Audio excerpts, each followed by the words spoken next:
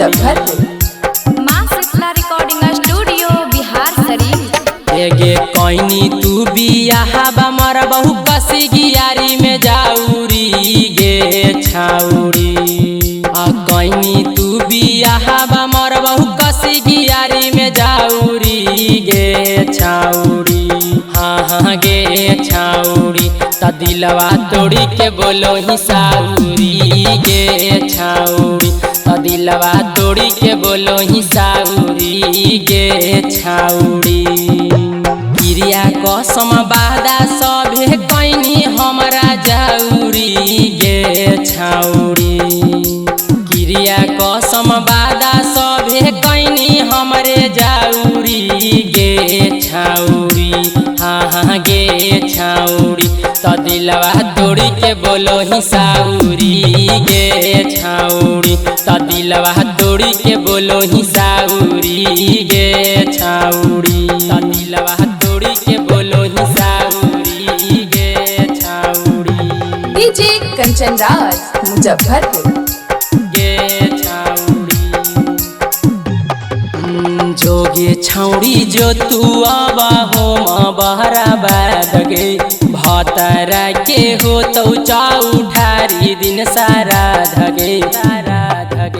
जोगे छौड़ी जो तू आवा हो माँ बहरा बादगे सैया के तोर हो तो चाऊ ठारी दिन सारा धगे। पर तौ सारा पल जर तौ सैया के तोर माउरी गे छाउरी। पर तौ सारा पल जर तौ सैया के तोर माउरी गे छाउरी। हाँ गे छाउरी त दिलवा तोड़ी के बोलो ही साउरी गे छाउरी। त दिलवा तोड़ी के बोलो ही साउरी गे छाउरी।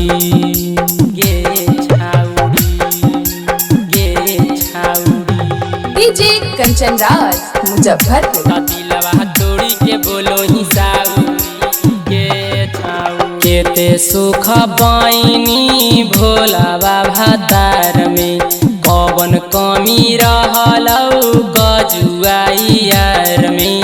हे गे केते सुख बाइनी गोला जस भातार में कवन कमी रहलौ सोनू जस यार में। सैया के खियाबो हखी छानी रोज कचौड़ी गे छाउरी। सैया के खिलाबो हखी छानी रोज कचौड़ी गे छाउरी। हाँ गे छाउरी त दिलवा तोड़ी के बोलो ही साउरी गे छाउरी। त दिलवा तोड़ी के बोलो ही साउरी गे छाउरी।